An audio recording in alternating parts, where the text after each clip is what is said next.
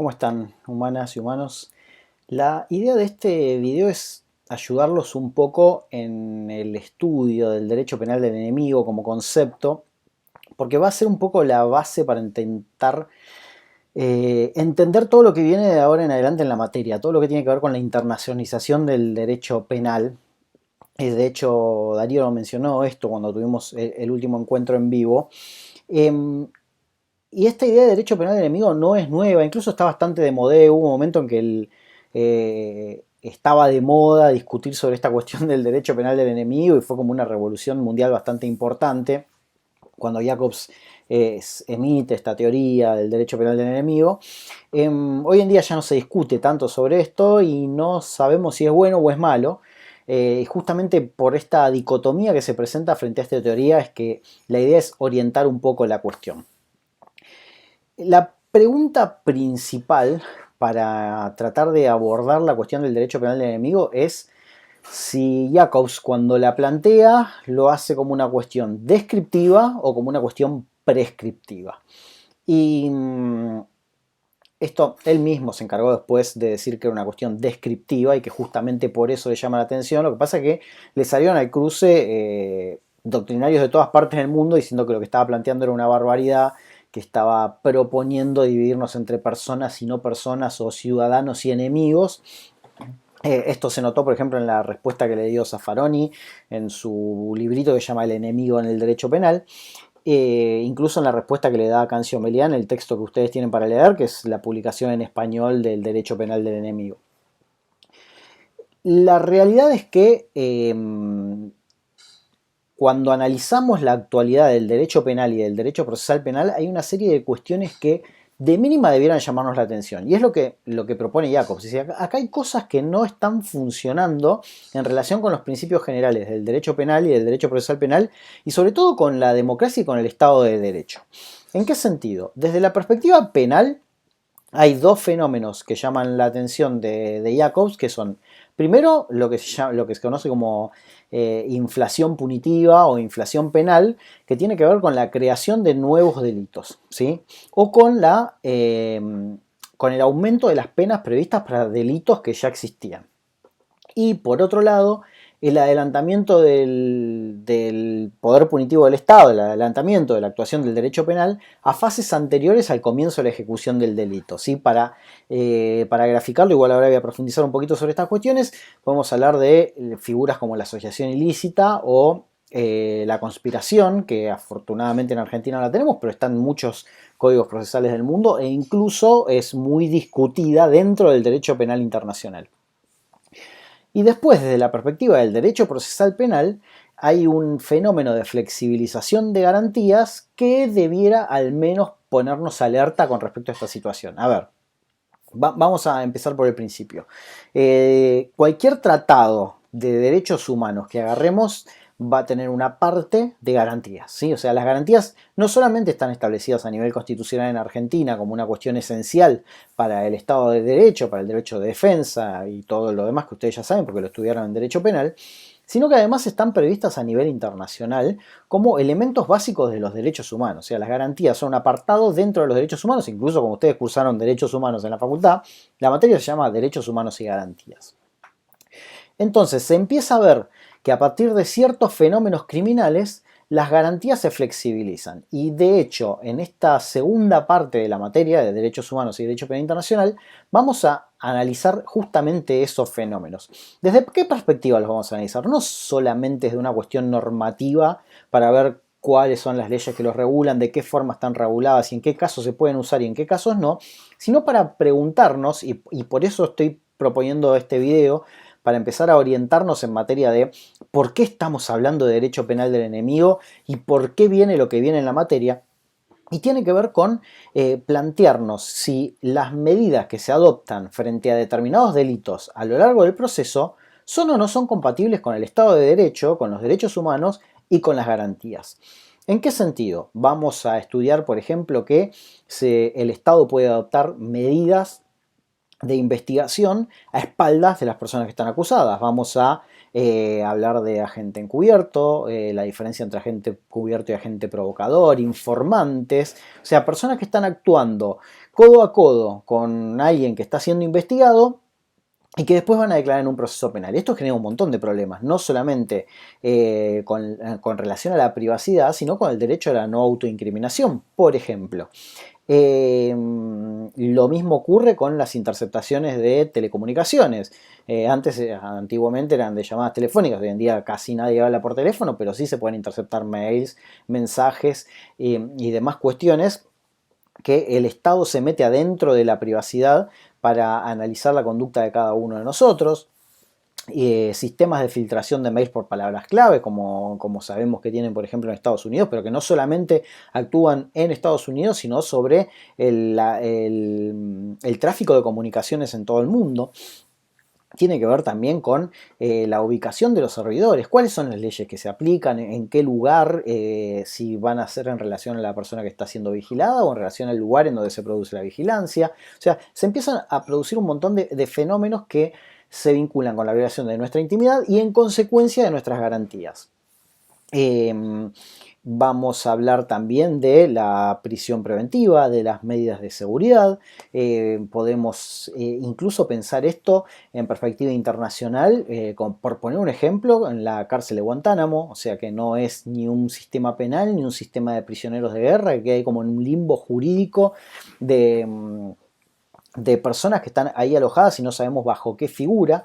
Y para llegar a eso vamos a tener que pensar en cuál es el concepto de guerra. En la década del 80 fue guerra contra el narcotráfico, a partir del siglo XXI empieza a ser una guerra contra el terrorismo. O sea, siempre estamos en situación de guerra, o se usa por lo menos el concepto de guerra. Fíjense que ahora mismo se militariza, se usa lenguaje bélico para hablar de la enfermedad del COVID-19. O sea, hablamos de la guerra contra el COVID, los médicos son héroes que están en la primera línea de batalla, que están combatiendo contra el virus. Son todas palabras bélicas que nos reflejan una situación, o sea, que nos remiten a una situación de guerra. ¿Y por qué esta remisión a la situación de guerra?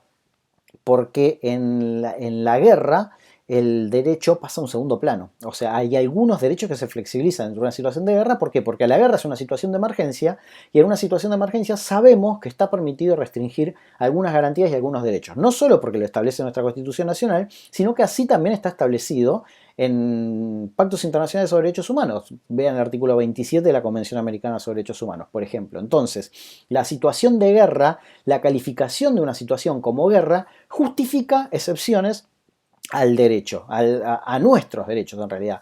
Y a partir de ahí es donde entramos en conflicto. O sea, si nosotros estamos en una continua situación de excepción, en una continua situación de guerra contra algo, significa que continuamente están avanzando sobre nuestros derechos y sobre nuestras garantías. Y eso se replica después también en las herramientas penales que hay para justificarlos. Ya les dije, la inflación punitiva, nuevos tipos penales o penas más altas y el adelantamiento de la punición. O sea, nosotros cuando hablamos de asociación ilícita, por ejemplo, hablamos de que personas se asocian para cometer delitos y que pueden ser juzgadas por eso aún antes de realizar cualquier tipo de acto ejecutivo de esos delitos. O sea, por el mero hecho de formar parte de esa asociación pueden ser penadas y con penas bastante altas. Y en Estados Unidos, por poner ejemplo, pero es una figura que existe en muchos lugares del mundo, está la idea de conspiración. La conspiración es simplemente ponerse de acuerdo con alguien para cometer algún delito, que difiere de la figura de asociación ilícita, y en el mero acuerdo de voluntades radica la posibilidad de penar a alguien. Sin siquiera haber llevado ni un acto ejecutivo, se podría penar a alguien por conspiración para cometer un delito. Lo cual claramente choca contra nuestro sistema de derechos y garantías por el principio de acto, por el principio de lesividad, y además por toda la estructura propia del derecho penal. Fíjense que todavía sigue vigente la discusión sobre si se puede penar la tentativa, a partir de qué momento, la diferencia entre los actos preparatorios y los actos ejecutivos. Sabemos que por principio general del Estado de Derecho y de la democracia, los actos preparatorios quedan excluidos de la posibilidad de sancionar, incluso no se puede sancionar por el pensamiento criminal, y ahí nos podemos remitir y analizar a las teorías subjetivas o objetivas o mixtas de justificación de por qué penar una tentativa. Pero lo cierto es que si nosotros vamos analizando cada una de estas figuras en forma aisladas, todas tienen algo que nos choca contra el sistema de derechos y garantías de un Estado justamente de derecho y de una democracia. Entonces, Jacobs, advirtiendo este cúmulo de normas penales y procesales penales que empiezan a afectar nuestros derechos como individuos, empieza a plantear, y para eso se remite a la historia y a la filosofía, si en realidad no habría que establecer una división, no, no habría que establecer, si no estamos tratando diferente a personas y a no personas. O sea, si hay personas que cometen ciertos delitos que pueden llegar a ser tratados como personas porque confiamos en que están inmersos dentro del sistema, pero hay otras personas a las que directamente consideramos por fuera de la estructura del sistema, entonces los tratamos como enemigos. Y al tratarlos como enemigos, su tratamiento jurídico es distinto. Esto rompe absolutamente con el primer principio, si se quiere, de los derechos humanos, que es el de igualdad. No somos todos iguales ante el derecho, sino que hay personas que cometen ciertos delitos que están si se quiere, en el mainstream, en la pantalla principal, en el foco de atención de los medios o de la comunidad internacional, que pueden ser tratadas de determinada forma, no del todo compatible con un Estado de Derecho, y hay otros delitos que los entendemos como equivocaciones, como errores de una persona, pero que sigue siendo una persona que está inmersa dentro del sistema, entonces confiamos en que el sistema penal puede tratarlo de forma adecuada y respetando todas las garantías, manteniéndolo dentro del sistema. O sea, acá estamos hablando básicamente de que observamos diferente a determinadas personas que cometen determinados delitos de otras. Entonces, algunas las consideramos como ciudadanos que cometieron un error y otras las consideramos como enemigos a quienes hay que caerles con todo el peso del Estado, sea o no ese peso compatible con el Estado de Derecho. Se me ocurren como ejemplos terrorismo, narcotráfico, ¿sí? O sea, cuando nosotros hablamos de organizaciones criminales, son personas que realmente están adecuadas o dispuestas a formar parte del sistema jurídico tal cual como lo conocemos, o son personas que a través de su actividad se mantienen por fuera, marginales al sistema del Estado y al sistema jurídico que nos rige, y por ese motivo pueden ser tratados como enemigos del Estado o del sistema. ¿Sí? Incluso voy a algo no tan organizado ni tan complejo como pueden llegar a ser las actividades terroristas o las actividades de narcotráfico o cualquier otro tipo de criminalidad organizada. Es lo que pasa con los delitos sexuales. Fíjense que en casi cualquier discurso que ustedes escuchen sobre personas acusadas de delitos sexuales viene alguna frase del estilo de ¿y qué hacemos con este tipo? O sea, como diciendo, la estructura jurídica que tenemos dentro del Estado de Derecho no alcanza para esto, entonces podemos empezar a pensar en hacer otra cosa. Y ahí viene la cuestión de la castración química y los listados, todas cuestiones que no están previstas dentro de nuestro ordenamiento penal como penas, pero que se empiezan a discutir como posibilidades. Entonces, la idea es poner un poco blanco sobre negro cuáles son todas estas situaciones que nos llaman la atención y que parecen ser incompatibles con el Estado de Derecho, para ver qué hacemos. Entonces, Jacobs dice, ¿qué hacemos? Dejamos que todo el tiempo haya este tipo de situaciones más vinculadas a un estado de excepción y un estado de guerra que se infiltren dentro del Estado de Derecho, o tenemos que crear dos categorías de derecho distintas y decir, bueno, estas personas son enemigas del sistema y pueden ser tratadas como enemigos, por lo tanto, si son tratadas como enemigos, están siendo tratadas en un estado de excepción, y por lo tanto, al ser un estado de excepción, las reglas no son las mismas, no tienen las mismas garantías y no tienen las mismas reglas del derecho penal. Y por el otro lado vamos a tener a los ciudadanos que sí están dentro del sistema, pero cometen un error, una equivocación, un delito, entonces pueden ser tratadas con todas las garantías como personas que forman parte de esa sociedad. Entonces le decía, el planteo es, mantenemos a estas dos esferas continuamente comunicadas y que esas normas o esos procedimientos conflictuados con el Estado de Derecho se puedan meter en cualquier sistema, o los repartimos y decimos, bueno, para este tipo de categorías se pueden violar determinadas garantías porque son personas que no se adecuan o no se adecúan al Estado de Derecho y a las reglas de la sociedad, y para todas las demás mantenemos las reglas tal cual están. Este es un debate interesante, es mucho más interesante darlo personalmente porque podemos escuchar opiniones, pero lo planteamos ahora al principio de la segunda parte de la materia para que todo lo que vemos de acá adelante se piense en esta clave. O sea, cuando veamos agentes encubiertos, cuando veamos normas de lavado de dinero, cuando veamos los agentes obligados a informar ante la Unidad de Información Financiera, cuando veamos las posibilidades que tienen las fuerzas perdón, el Poder Judicial para investigar, que están a través de las facultades que sean en la ley de inteligencia, interceptación de telecomunicaciones, cuando hablemos de terrorismo, cuando hablemos de narcotráfico y cuáles son las medidas que se pueden adaptar sobre eso, que pensemos en esta clave. O sea,